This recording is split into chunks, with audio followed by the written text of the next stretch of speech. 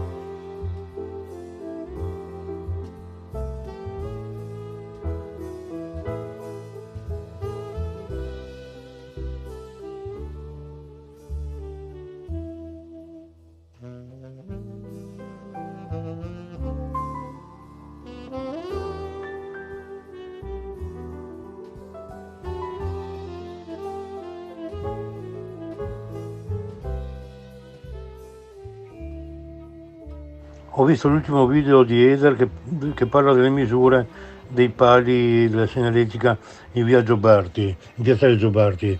E niente, io ho misurato personalmente e quello di sinistra frontalmente è alto 1,65 e 4 cm di base, mentre quello di destra, sempre frontalmente, è 1,75 più 9 cm di base. Ecco, queste sono le misure rilevate personalmente da me. Ehi, non dimenticare di iscriverti a questo canale.